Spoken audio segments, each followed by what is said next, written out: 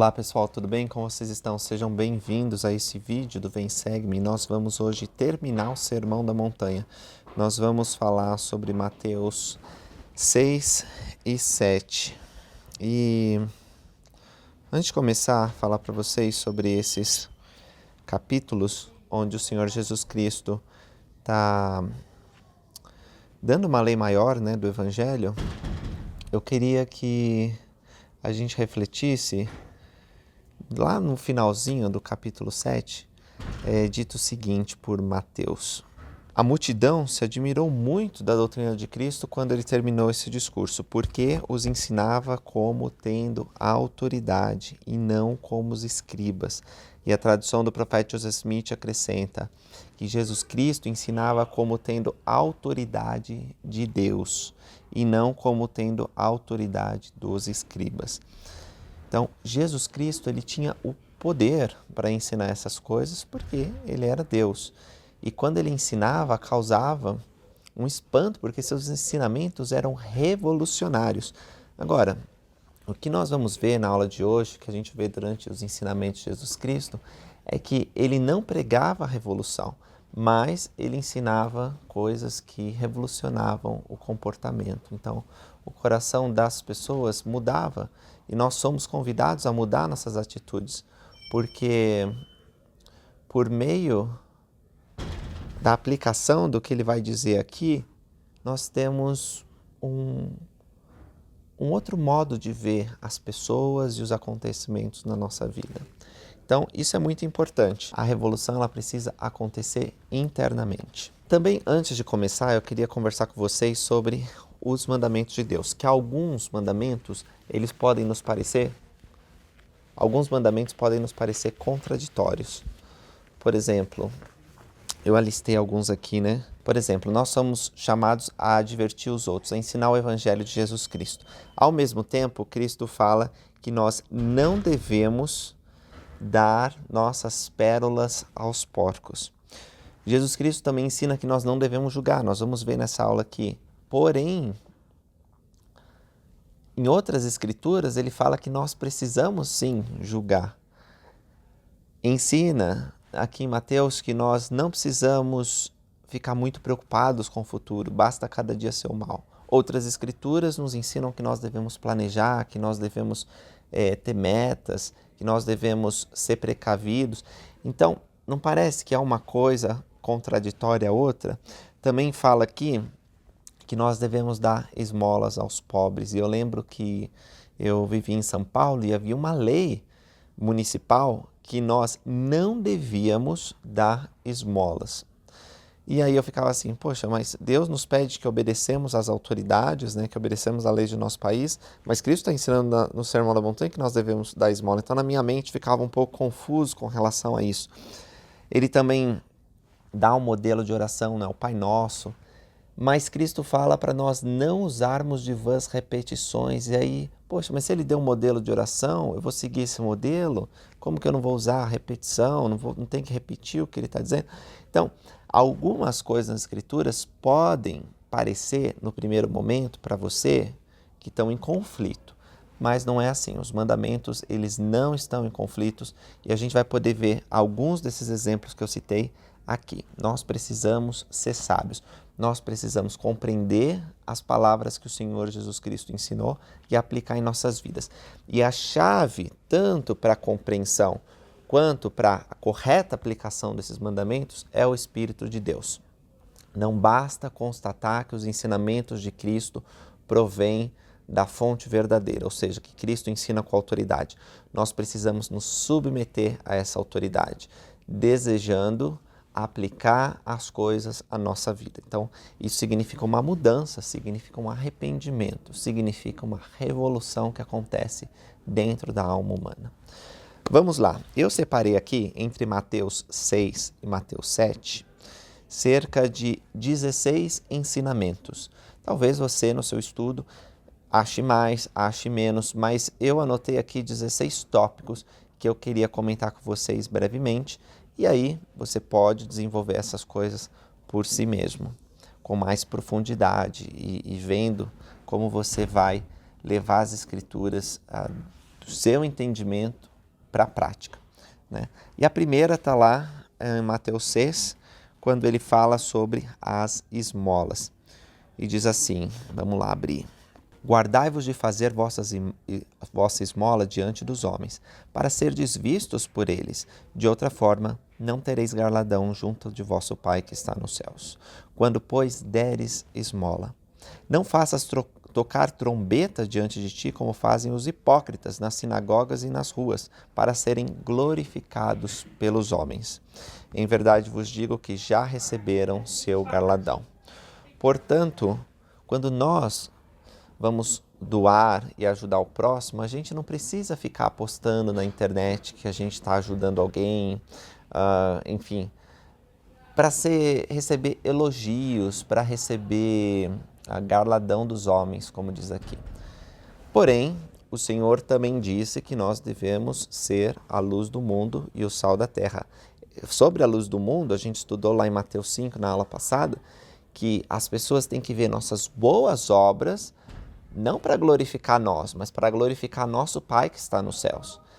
Então, a gente tem que achar um equilíbrio sobre isso. Em algumas ocasiões, é bom que você poste na internet, citando o exemplo que eu dei, ou que você seja visto por outros fazendo bem, para que eles possam ser inspirados para fazer o mesmo e agradar a Deus. A sua intenção conta muito, porque Deus ele olha o coração. Você não está tendo a intenção de se mostrar para os outros, fazendo aquilo para, olha como eu sou bom. Não, você está fazendo isso cumprindo o mandamento divino porque ama Deus e porque ele estaria servindo ao próximo se estivesse aqui e para glorificar Deus. E as pessoas, elas vão ser levadas a glorificar Deus e não glorificar você. Então, tem uma diferença aí. Algumas vezes, você ora pelas pessoas sem que elas saibam que você está orando por elas. Você coloca o nome delas no templo para que o Senhor as abençoe. Você jejua por essas pessoas, rogando a Deus que elas sejam levadas ao maior nível de entendimento espiritual, que se voltem a Deus e recebam cura das aflições. E outras vezes, você tem que deixar claro para essas pessoas que você está tendo essas ações justas. E isso não é para que a pessoa pense, nossa, você está orando por mim, está jejuando, como você é bom. Mas para que elas reflitam nas coisas espirituais e possam ser levadas ao entendimento do divino. Então, você vai ter que ter o Espírito de Deus para saber. Mas em algumas ocasiões você vai ver a igreja como instituição publicando no site dela que fez doação para tal entidade, dizendo que ajudou na doação de cadeiras de roda, e isso não está contra esse mandamento, mas está cumprindo o outro mandamento, que é levantar a luz para o mundo, para que vejam as boas obras dos discípulos de Cristo e glorifiquem não os discípulos, mas a Deus. Acho que eu deixei esse assunto claro já. Sobre aquela dificuldade que eu tive inicialmente, se dava esmolas ou não, porque a lei local dizia que não podia dar esmolas, eu entendi que eu podia cumprir esse mandamento e respeitar a lei ao mesmo tempo. Uma maneira de fazer isso era doando para instituições que eram credenciadas pelo governo ou que eram reconhecidas, ou mesmo pelas ofertas de jejum, porque o bispo ia usar aquelas ofertas para ajudar os pobres e necessitados da ala. Então existia uma maneira. Se a lei local ela diz que você não pode dar dinheiro para uma pessoa, você precisa ter a sabedoria de cumprir a lei e ao mesmo tempo não deixar de abençoar os pobres. Agora, uma coisa que percebi também é que muitas das esmolas, que eram dadas lá em São Paulo, as pessoas elas davam em dinheiro, e eu mesmo dava em dinheiro antes de ter conhecimento dessa lei. Mas o que nós podemos fazer é dar um alimento, uma cesta básica, e isso não especificamente estava descumprindo aquela lei. Agora estou falando de uma lei bem específica, que é onde eu vivia. Muitos lugares não tem esse tipo de lei, né? E as razões pelas quais esse tipo de legislação surgiu, talvez, eu imagino, fosse para proteger a comunidade, porque infelizmente muito desse dinheiro não ia se reverter em alimento ou vestuário, ia se reverter em drogas e mais problemas sociais. Então, os líderes da cidade lá decidiram que não podia fazer isso. Porém, mesmo que uma lei, eu não estou pregando aqui a desobediência da lei, tá? Mas se uma lei local dizer que você não pode cumprir os mandamentos de Deus, não é por isso que você vai deixar de cumprir os mandamentos de Deus. O Senhor Jesus Cristo ele exemplificou bem isso, separando os interesses religiosos dos interesses políticos, quando disse: dai a César o que é de César, dai a Deus o que é de Deus. E mais importa obedecer a Deus do que aos homens, também dizem as Escrituras. Então, se alguma lei estiver em conflito, nós vamos procurar pelos meios legais que existem, né? Provavelmente por meio do judiciário ou falando com os legisladores, para que essa lei seja alterada, porque os princípios constitucionais da Constituição do Brasil, estou certo que de outras constituições daqueles que me ouvem, garantem o livre exercício da religião. E uma parte muito importante da nossa religião é procurar servir o próximo, abençoando eles e partilhando, às vezes, os nossos bens. E também sobre isso, tem muita coisa para falar. Também remeto vocês ao discurso do rei Benjamim, quando disse que nós não podemos julgar as pessoas que estão com necessidades e pedindo auxílio, né? Porque às vezes vem um pensamento assim: essa pessoa ela está pobre, ela está pedindo dinheiro porque ela merece, não quis trabalhar, se envolveu com drogas, o problema é dela, ela está só sofrendo as maldições de suas próprias escolhas. Nós não podemos fazer esse tipo de julgamento, porque todos somos dependentes de Deus. Todos estamos numa situação em que precisamos de ajuda, né? Mesmo que você se sinta muito autossuficiente com seus bens, com sua família, emocionalmente seguro, pode vir uma ocasião, e pode acontecer muito rapidamente, em que você perca toda a sua segurança financeira, econômica e até emocional, né? Pode ser um divórcio, pode ser a morte de um ente querido, pode ser que os filhos deixem a casa porque eles vão casar, vão estudar. O abismo que fica nessas situações pode te levar a uma situação de miséria financeira, emocional, espiritual, e aí você vai saber muito claramente como você depende de Deus. Então, se todos dependemos de Deus, não podemos julgar uns aos outros no que tange a isso. O nosso dever é oferecer ajuda. Se está na tua mão a capacidade de ajudar alguém, ajuda rapidamente, sem ficar pensando se a pessoa ela vai usar aquela ajuda da maneira correta ou não. Só faz a sua parte. E Deus, que vem oculto, vai te recompensar publicamente. Próximo ensinamento que tem aqui é sobre a oração. Ele diz que quando nós orarmos, nós devemos ser humildes. Nós não devemos orar para ser vistos pelos homens, né?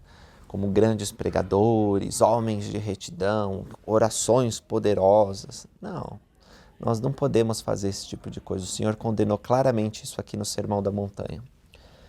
Sobre a oração ser humilde, isso não significa que você tem que falar com Deus como você fala com qualquer um.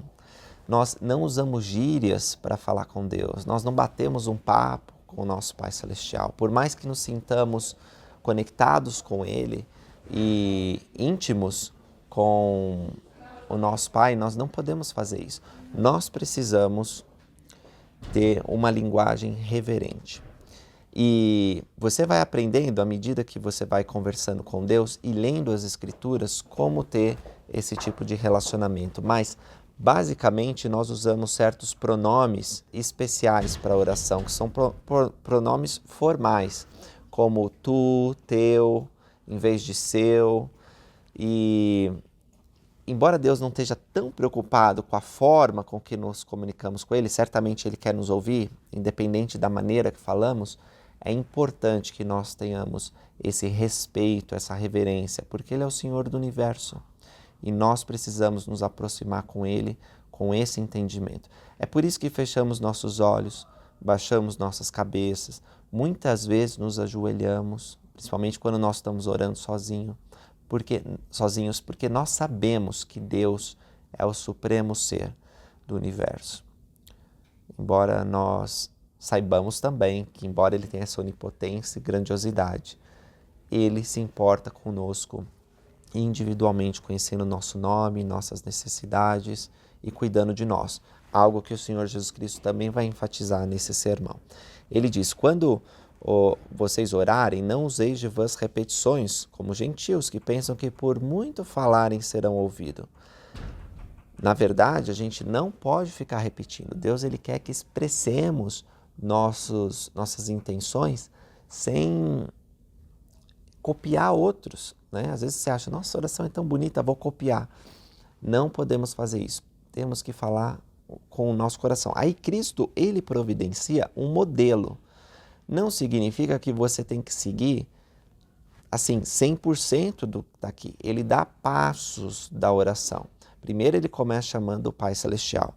Depois ele faz agradecimentos e pedidos. Então ele termina a sua oração. Ele não termina em nome de Jesus Cristo, mas depois nas Escrituras ele vai ensinar que nós precisamos terminar tudo em nome de Jesus Cristo, até nossas orações. O motivo pelo qual ele não termina em nome de Jesus Cristo é evidente, é ele mesmo que está orando lá, né? Mas tudo que pedirmos ao Pai tem que ser em nome do Filho. Então vamos ver esse modelo de oração que alguns de vocês têm decorado. Diz assim, Pai nosso que está nos céus, santificado seja o teu nome. Venha o teu reino, seja feita a tua vontade, assim na terra como no céu. O pão nosso de cada dia nos dá hoje, e perdoa-nos as nossas dívidas, assim como perdoamos os nossos devedores. E não nos induzas à tentação, mas livra-nos do mal, porque teu é o reino, o poder e a glória para sempre. Há uma expressão idiomática que é explicada, se vocês verem lá na nota de rodapé. Ele diz, não nos deixe cair em tentação, e não necessariamente não nos induz à tentação. Essa tradução ela está um pouco complicada, né? Porque Deus não nos induz à tentação. Na verdade, Ele não nos deixa cair em tentação, e esse tem que ser o nosso pedido. E você vê que a oração de Cristo ela está bem relacionada com o perdão, porque logo depois de ensinar esse modelo de oração, lembra, o modelo, não quer dizer que a gente tem que repetir ele, mas o próprio Salvador orando nos dá a maneira apropriada de se comunicar, com muita reverência, com muita gratidão, expressando os desejos sinceros do nosso coração. E isso está ligado, né, ao perdão, porque o próximo ensinamento é justamente sobre o perdão. Ele diz, porque se perdoardes aos homens as suas ofensas, também vosso Pai Celestial vos perdoará a vós. Se, porém, não perdoardes aos homens as suas ofensas, tampouco o vosso Pai vos perdoará as vossas ofensas. Perdão não é fácil, certamente é um dos mandamentos mais desafiadores que temos, porque as pessoas usam o dom do arbítrio, da liberdade de escolha, para infligir mal. E muitas vezes essas coisas nos atingem profundamente. Agora, nós precisamos rogar ao Pai que nos dê força para perdoar. E o milagre do perdão é possível. Nós precisamos perdoar uns aos outros. E também nós precisamos perdoar a nós mesmos, porque às vezes até temos certa facilidade de perdoar outros e esquecer o mal que nos infligiram. Mas às vezes nós não esquecemos das coisas que Deus já nos perdoou. Nós ficamos remoendo aquilo e nós não nos achamos dignos da graça divina. Nós precisamos aprender a nos perdoar também. Cristo então vai passar a falar do jejum. Ele diz que o jejum, assim como a oração, não tem que ser algo para trazer honra e glória a você mesmo. Você tem que jejuar ao Pai Celestial. E ele diz, quando jejuardes, unge a tua cabeça, lava o teu rosto, para que não pareça aos homens que jejuas.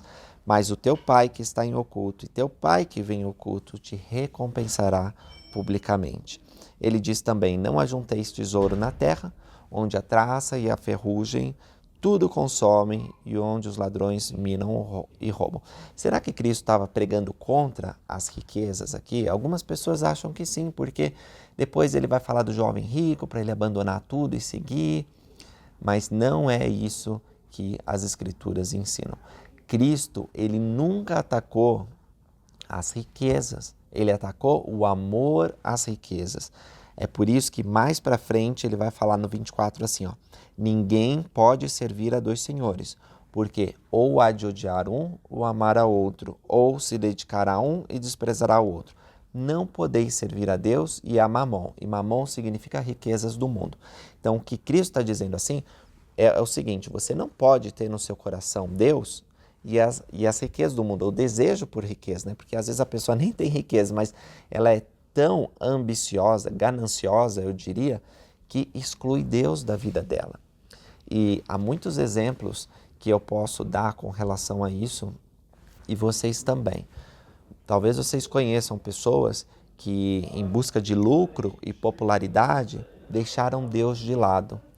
Elas não guardam mais o dia do Senhor, porque trabalhar no domingo é algo que traz mais dinheiro e talvez fama. Elas não pagam o dízimo porque a acumulação de riquezas, 10% faz falta, sim. Elas podem usar para outros propósitos. Enfim, vocês talvez conheçam pessoas que foram cegadas por esse desejo material, né, de ter coisas, posses. E aí elas passaram a servir a Mamon. Então, o problema é esse: colocar as riquezas no nosso coração e na frente de Deus. Mas as riquezas, elas abrem portas. Muitos membros ricos da igreja, eles possibilitaram que maravilhas acontecessem no reino de Deus. Desde o começo da igreja, Deus tem usado homens com muitas posses para facilitar o trabalho dele. Martin Harris é um exemplo que me vem à mente agora. Ele era um homem rico, né? Tinha fazendas e, graças ao sacrifício de Martin Harris, o primeiro livro de Mórmon pôde ser financiado. Se não fosse ele, talvez ia ter que achar uma outra solução, né? Mas que bom que tinha um membro rico que estava disposto a ajudar. E assim aconteceu e acontece hoje também. Deus abençoa homens e mulheres para que tenham fortunas e que possam abençoar a igreja e o reino de Deus. E esse tem que ser nosso desejo também. Se queremos ter riquezas, e podemos ter, nos ensina Jacó lá no livro de Mórmon, nós temos que procurar com o fito de vestir os nus, de abençoar órfãos, viúvas, de ajudar o próximo e de edificar o reino de Deus. Não tem que ter riquezas para nós mesmos, apenas para o nosso conforto e satisfação, porque como o Senhor ensinou aqui, essas coisas são passageiras, elas desaparecem e é melhor ter um tesouro no céu. Ele também diz assim, que aonde estiver o nosso tesouro, aí estará o nosso coração. Então, qual é o seu tesouro? Quais são as coisas mais preciosas da sua vida? Por acaso não são os seus relacionamentos, sua família, seus amigos, seu Deus, seu relacionamento com Jesus Cristo? Será que essas são as coisas mais importantes? E se são, aí está o seu tesouro. E onde está o seu tesouro, está o seu coração. O coração é símbolo da vontade e da disposição. É o que você está disposto a realizar e a se sacrificar. Há um ensinamento importante no 23, quando diz: se os teus olhos forem maus, o teu corpo será tenebroso. Se portanto a luz que há em ti são trevas, quão grandes são estas trevas? Então, que importante é ter o nosso corpo cheio de luz. E as janelas disso são aqui, ó, os nossos desejos, nossas intenções. O que você procura? Se todas as coisas que você olhasse, né, e olhar não apenas fisicamente, mas as coisas que você aspira, elas fossem reveladas ao mundo, elas contariam a história de alguém que persegue coisas divinas? Ou será que ela mostraria você correndo a rede social, procurando coisas que não edificam e que até destroem, viciam? O que seus olhos eles estão buscando? O que você procura? Quando você olha uma pessoa, você olha de baixo para cima e já julga ela? Ou você olha ela como filho de Deus, olhando bem nos olhos e vendo um potencial divino em cada pessoa que você interage? Então, é muito importante que nossos olhos foquem no que é do alto, porque aí nosso corpo vai se encher de luz.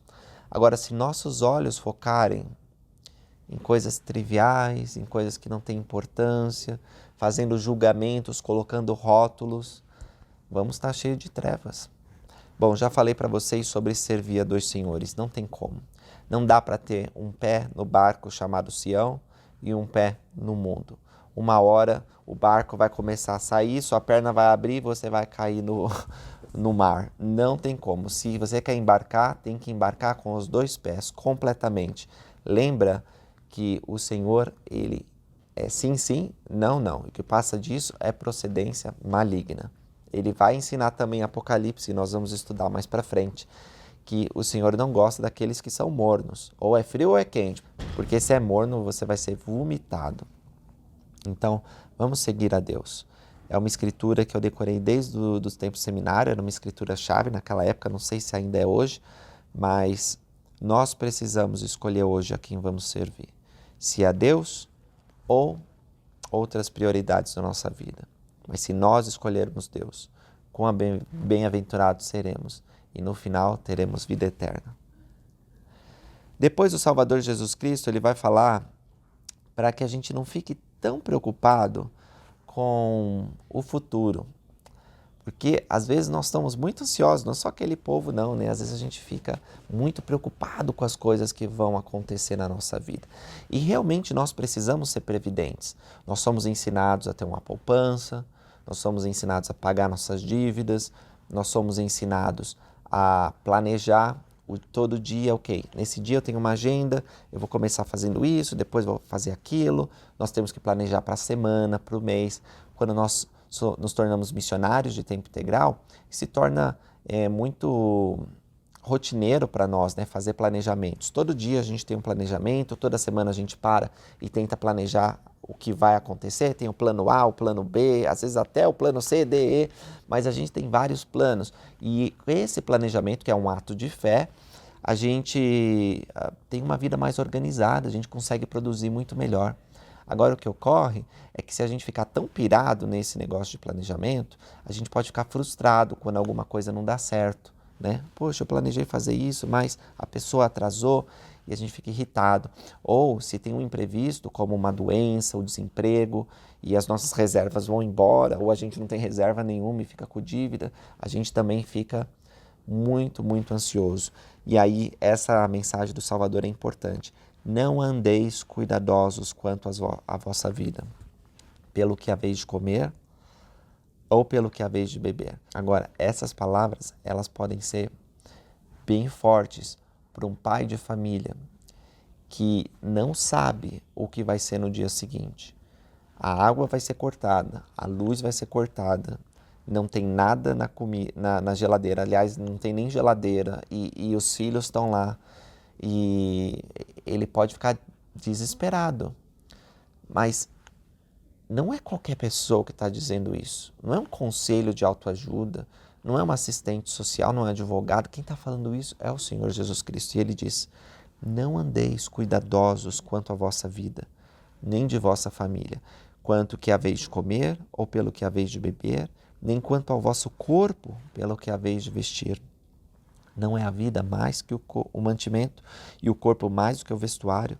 Olhai para as aves do céu, que nem semeiam, nem ceifam, nem ajuntam em celeiros, e vosso Pai Celestial as alimenta. Não tendes muito mais valor, não tendes vós muito mais valor do que elas?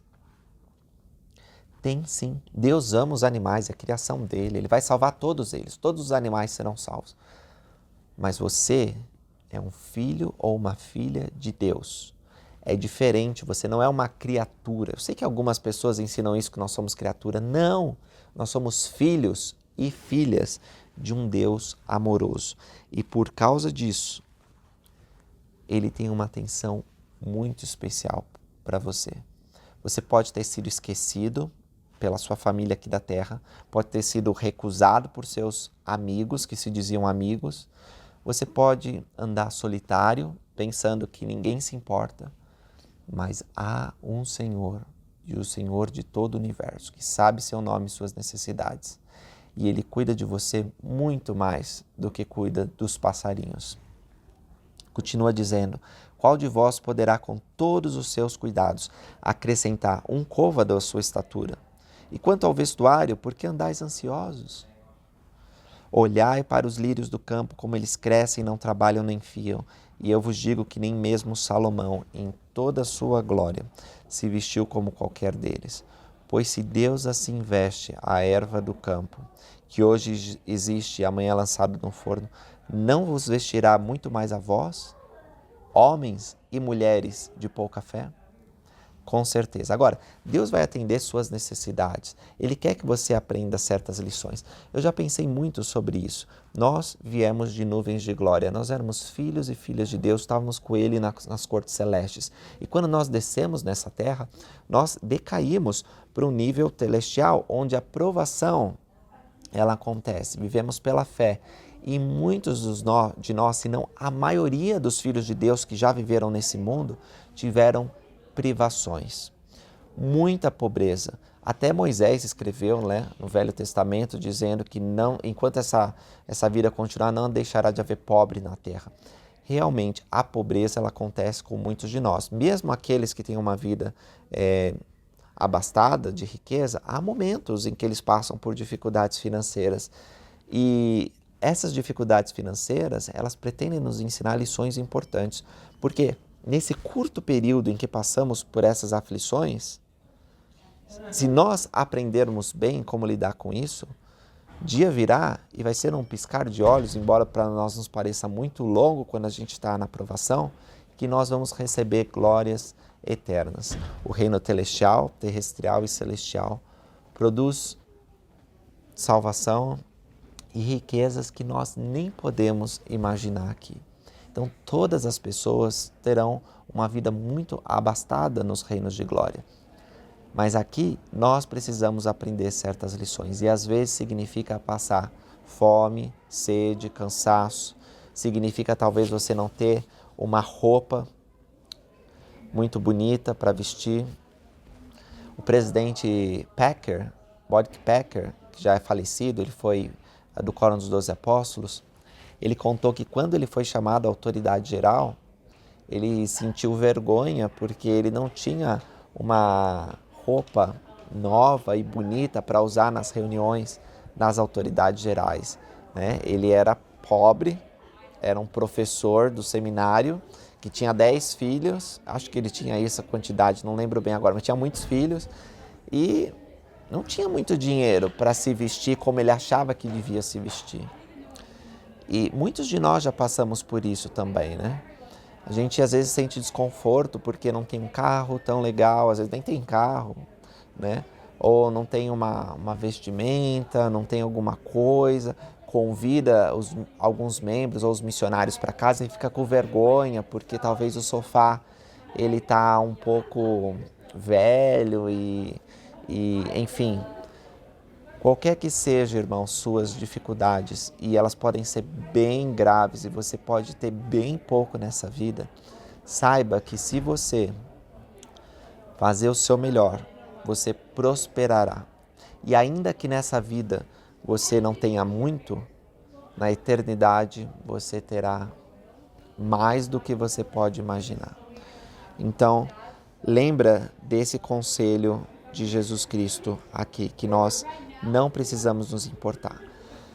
O que você tem que se preocupar todo dia da sua vida é de priorizar o reino de Deus. Diz assim: mas buscai primeiro o reino de Deus e sua justiça, e todas essas coisas, e está falando de coisas materiais, vos serão acrescentadas.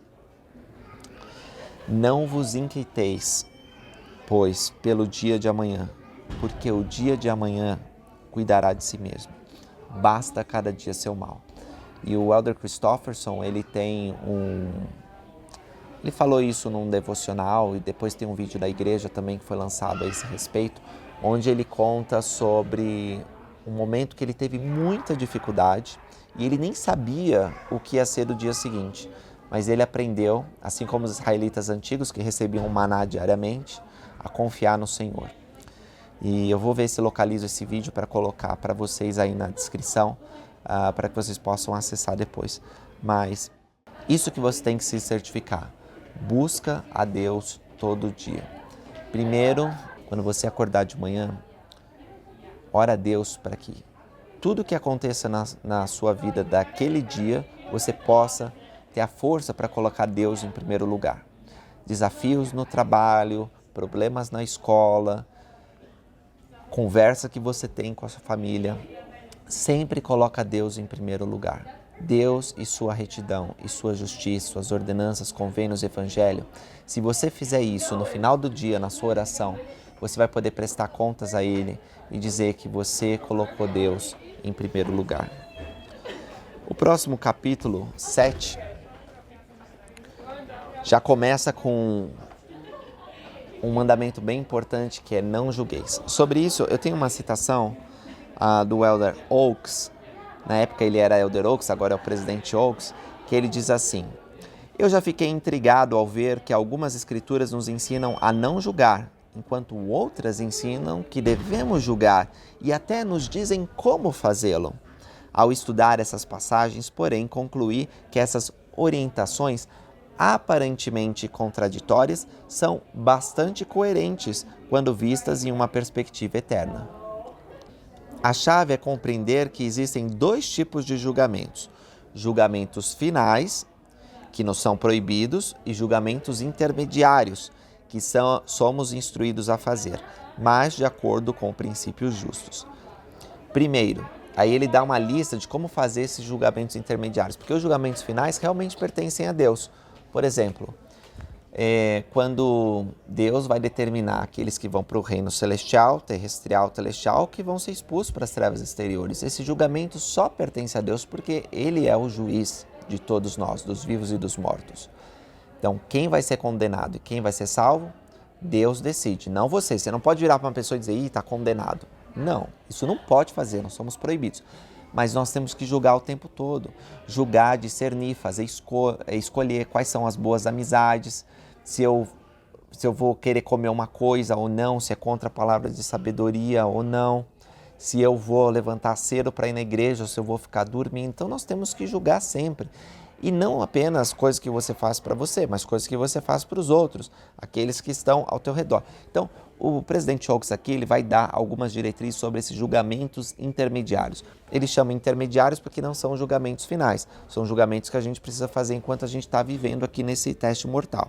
E ele diz assim: primeiro, um julgamento justo precisa, por definição, ser intermediário. Então, se for um julgamento final, já não é um julgamento justo, já está contra os mandamentos de Deus. Esses julgamentos intermediários podem ou não ser justos. E ele diz, segundo, para fazermos um julgamento, precisamos ser orientados pelo Espírito do Senhor e não levados pela raiva, desejo de vingança, inveja, ciúmes ou interesses pessoais. Então, se tiver alguns desses elementos, não vai ser um julgamento justo. Terceiro, para ser justo, qualquer julgamento intermediário que fizermos precisa ser quanto a algo dentro da nossa esfera de responsabilidade. É por isso que se você tem um bispo e você acha que ele fez algo errado, você não pode julgar ele. Porque o bispo, ele é o seu líder e não você é o líder do bispo. Tá? Exceto que você seja um presidente de estaca. Aí você pode corrigir o bispo. Então, sempre na sua esfera de responsabilidade. Se você é um pai ou uma mãe ancião, você pode sim advertir seus filhos. Você pode dizer, meu filho, é errado você falar assim com a sua namorada. Meu filho, é errado você deixar de pagar o dízimo. Enfim, você podem pensar em vários exemplos disso, mas eu falei de pais porque os pais têm responsabilidade sobre os filhos, tá certo? Mas uma coisa sobre a esfera de responsabilidade é também que nós somos responsáveis por uns aos outros. Então, se no seu ciclo de amizade você vê um amigo se desviando do caminho, você pode falar com ele e dizer, isso não é certo, isso não vai te fazer bem. Com grande amor, você pode advertir ele e exortar para que ele volte para o caminho da retidão. Quarto, se possível, devemos abster-nos de julgar até que nosso conhecimento dos fatos seja adequado. Porque muitas vezes nós temos julgamentos precipitados, né? Nós nem deixamos a pessoa falar e nós já sabemos a solução para a vida dela. Não podemos fazer isso, nós temos que ser pacientes em considerar todas as coisas e quando for exigido que nós façamos algum julgamento, que nós tomemos alguma decisão, temos que basear isso no amor. Precisamos ser misericordiosos. Se você errar ao julgar os outros, é melhor que você erre por ser muito misericordioso. Seja bondoso com todo mundo. E assim nós vamos ter julgamentos justos. Também vou deixar essa citação para que vocês estudem mais, tá? Porque tem muita confusão hoje. Tem pessoa que pensa que a gente não tem que julgar nada. Impossível, gente. Nós viemos a essa terra para julgar, ou seja, julgar no sentido de escolher. Temos que escolher as coisas que são adequadas e as coisas que não são adequadas para a nossa vida. Precisamos ver o que está dentro dos padrões e o que não está. Como nós vamos colocar Deus acima de tudo? Como vamos escolher o Senhor em vez de Mamon? Porque nós estamos julgando. Então é importante. Agora, o Senhor ele também diz algo sobre discernimento quando ele fala para não dar aos cães as nossas coisas santas, nem lançar aos porcos as nossas pérolas, para que não as pisem com os pés e voltando vos despedacem. Tem coisas preciosas que Deus nos revelou que nós não devemos ficar partilhando com as pessoas. São coisas sagradas e nós precisamos guardar com carinho e com respeito, porque se nós ficarmos compartilhando todas as coisas sagradas que Deus nos dá, simplesmente Ele vai parar, não pode confiar em nós para revelar seus mistérios. E isso não significa que nós não podemos compartilhar o Evangelho e esclarecer sobre nossas crenças para as pessoas. Simplesmente é que se as pessoas estão fazendo zombaria, se elas não estão aceitando a verdade, não precisamos compartilhar isso com elas, né? Essas coisas com elas. Nós convidamos todos a vir a Cristo. E à medida que elas deixam essa ridicularização tão característica daqueles que estão no grande espaçoso edifício, que apontam o dedo para aqueles que provaram da árvore da vida, aí sim nós convidamos elas a aprender mais. Então temos que ser sábios, porque existem certas coisas muito sagradas que não vale a pena a gente compartilhar, nem com as pessoas da igreja, tá? Porque às vezes Deus dá revelações só para nós, para o nosso entendimento, e a gente não tem que ficar compartilhando isso. O que eu vejo é que algumas pessoas que têm experiências espirituais, teve um sonho que foi uma revelação. A coisa que ela mais quer é ir lá na reunião de testemunhos e contar que teve um sonho. Eu fico pensando, mas será que essa pessoa ela quer compartilhar isso para edificar os outros ou para trazer glória a si mesma, para dizer que ela foi bem-aventurada para receber isso? Aí entra naqueles ensinamentos que nós falamos no começo desse vídeo. Então precisamos ser cuidadosos com relação a isso. E há então essa grande passagem que está reproduzida em várias outras escrituras, talvez a promessa que a gente mais vê nas escrituras, que é pedi e dar-se-vos-á, buscai e encontrareis, batei e abrir-se-vos-á. Porque todo aquele que pede recebe, e o que busca encontra, e o que bate se abre. Deus, Ele nos ama, Ele quer nos dar segundo os desejos justos de nosso coração. Por isso, continua pedindo a Deus. Se é uma coisa justa e boa, continua pedindo. Homens e mulheres que são casados e não podem ter filhos, eles são abençoados depois de terem pedido muitas e muitas vezes. Deus abre a madre da mulher e esse milagre acontece. Pessoas que têm um grande desejo de estudar, mas não têm oportunidade, depois de pedir e procurar com diligência, Deus abençoa para que eles possam ter isso. Então, não importa qual é o seu desejo, peça e continue pedindo, batendo, e o Senhor vai te conceder. Mas existe um motivo pelo qual Ele demora em conceder certas coisas. Isso é muito particular e Deus vai te ensinar por que essa demora foi necessária. Talvez Ele não te ensine nessa vida, mas um dia, quando você olhar para trás, você vai ver que a demora do Senhor foi planejada para te abençoar. E para deixar muito claro esse ponto de como o Senhor é misericordioso e quer atender os nossos desejos justos, Ele diz: qual dentre vós é o homem que, pedindo pão, o seu filho lhe dará uma pedra? Pedindo-lhe peixe, lhe dará uma serpente? Se vós, pois, sendo maus, sabeis dar boas dádivas aos vossos filhos, quanto mais vosso Pai, que é perfeito, que está nos céus, dará coisas boas aos que lhe pedirem. Percebe o grande amor de Deus aqui? O como Ele quer te dar tudo o que você deseja e muito mais que você nem consegue imaginar. Portanto, continue pedindo coisas boas e no devido tempo. E segundo a sua sabedoria e a maneira dele, essas coisas te serão dadas. Portanto, tudo o que vos quereis que os homens vos façam, fazei também vós a eles, porque essa é a lei e os profetas. Existe essa regra de ouro em todas as religiões, assim, as grandes religiões, eu sempre vejo a reprodução dessa lei, né? Às vezes está escrito de outra maneira, mas basicamente é isso, que se nós queremos que alguém faça o bem, nós precisamos fazer o bem a eles. Então, vá lá, não espere que os outros façam o bem com você. Vá lá e você faça o bem. E eles vão retribuir. Essa é a lei e os profetas. Ele então diz que a porta para o caminho de Deus é estreita. É difícil. Agora, o caminho que conduz à perdição é largo, né? Muitas pessoas veem facilidade em seguir este caminho, que não é o caminho da retidão. Estreita é a porta, apertado é o caminho que leva à vida, e poucos há que encontram. Exige sacrifício, exige dedicação, exige mesmo consagração de toda a sua alma. Mas é o caminho que traz a felicidade. O outro caminho parece muito bom, mas não termina bem. E muitos pregarão que esse caminho é adequado, que esse caminho traz felicidade, né? Mas eles não pregam a palavra de Deus, são falsos profetas. E falso profeta não significa alguém que clama que é um profeta. Não somente isso. Às vezes os falsos profetas são filósofos, pensadores, pessoas até que não acreditam em Deus, mas que dizem que há um caminho melhor do que o estabelecido nas Escrituras pelo próprio Senhor Jesus Cristo. Esses falsos profetas, eles são persuasivos. Eles têm canais populares no YouTube, eles falam: comei, bebei, divertivos, porque amanhã morreremos e tudo nos irá bem.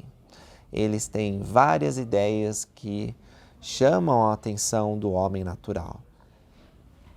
Nós precisamos tomar cuidado com isso, porque essas filosofias de homens mescladas com escrituras vão nos levar à perdição. Cedo ou tarde, nós vamos ver que esse caminho não é bom. E talvez nós não tenhamos tempo para voltar ao caminho de Deus, porque durante todos os dias de nossa vida procuramos felicidade na iniquidade, o que é contrário à natureza, nosso grande e eterno cabeça, que é Jesus Cristo. Como nós vamos reconhecer os profetas bons e os profetas falsos? Jesus nos diz que pelos seus frutos os conheceremos. Quais são os frutos do presidente Russell M. Nelson? Como você sabe que ele é um profeta de Deus? Eu sei que ele é um profeta de Deus porque eu perguntei a Deus e Deus me revelou que ele é um profeta. Mas além disso, eu vejo as boas obras desse homem que durante mais de 90 anos tem guardado os mandamentos. Ele tem uma família maravilhosa, ele ajudou em áreas do saber, né? Graças a ele nós temos um avanço na medicina, nós vemos frutos na igreja, ele serviu por muitos anos em várias posições e como apóstolo por muitas décadas. E graças aos frutos que nós vemos como presidente da igreja, olha que inspirado foi trazer o Vem Segue-me, olha que inspirado foi as mudanças no templo, tantas e tantas coisas graças ao presidente Nelson. Então, por esses frutos eu vejo, é um homem de Deus. Agora, com relação aos falsos profetas, o Senhor diz o seguinte: muitos me dirão naquele dia: Senhor, Senhor, não profetizamos nós em teu nome? Em teu nome não expulsamos demônios, em teu nome não fizemos muitas maravilhas? Então lhes direi abertamente: nunca vos conheci, apartai-vos de mim, vós que praticais a iniquidade. Então, eu imagino muitos líderes religiosos, alguns que são bem populares, chegando naquele dia e querendo dizer para Jesus: olha, eu fiz todas essas coisas, você não vai considerar isso? E Jesus vai dizer: nunca vos conheci, porque vocês buscaram a glória dos homens, vocês ensinaram doutrinas que não são as minhas, vocês distorceram as ordenanças, estavam em completa apostasia. E muitos de vocês sabiam que não eram profetas enviados por mim. E ainda assim, por causa de artimanhas sacerdotais e combinações secretas, né, buscando lucro, fama, fazendo convênios para que pudessem ter sucesso, né? Convênios com Satanás, acordos obscuros com seus servos. Por causa dessas coisas, apartai-vos de mim, nunca vos conheci. Agora, todo aquele que escuta as palavras de Jesus Cristo e as pratica, eu enfatizei desde o começo dessa lição a prática. Meus irmãos e minhas irmãs, de nada adianta os ensinamentos lindos de Jesus Cristo se nós não colocarmos em prática. Nós precisamos escutar as palavras de Deus e colocá-las em prática. E isso significa você pensar assim, tá bom, como que eu posso, por exemplo, não julgar as pessoas? E faz metas de não julgar. Como que eu posso melhorar minhas orações? Faz metas de como melhorar. E efetivamente tenta fazer essas coisas. Avalia todos os dias, na semana, no mês, no ano, como você está indo. E assim você vai procurando progredir. Se nós não praticarmos, nós não seremos, como diz aqui as Escrituras, sensatos. Para nós sermos sensatos, nós precisamos edificar nossa casa na rocha. Porque se nós não edificarmos a casa na rocha, vai vir a chuva, vai correr os rios, vai soprar os ventos que vão combater a nossa casa e ela vai cair. Porque o nosso alicerce não é seguro, está edificado sobre areia. Muito obrigado por terem assistido esse vídeo. Eu sei que Deus vive, eu sei que Jesus Cristo é o Salvador do mundo. Eu amo os ensinamentos de Jesus Cristo aqui no Sermão da Montanha. E também os ensinamentos que ele fez no Sermão do Templo, que são parecidos a esse, que estão lá a partir de 3º Nef 12, 13 e 14. Leiam se vocês tiverem tempo, junto com os ensinamentos aqui de Mateus 6 e 7. Eu tenho escolhido servir a Deus e não a Mamon. E eu convido vocês a fazerem o mesmo. Quando colocam o reino de Deus em primeiro lugar e buscam sua justiça, eu testifico que as outras coisas são acrescentadas no devido tempo do Senhor.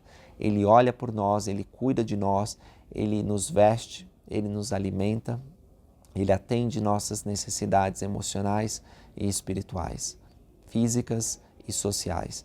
Convido vocês a aplicarem os ensinamentos que estão aqui e vocês vão encontrar alegria, independente das circunstâncias difíceis que sua vida se encontra. Porque Deus fez essa promessa e Ele tem poder para cumprir. Obrigado, encontro vocês no próximo vídeo. Até mais.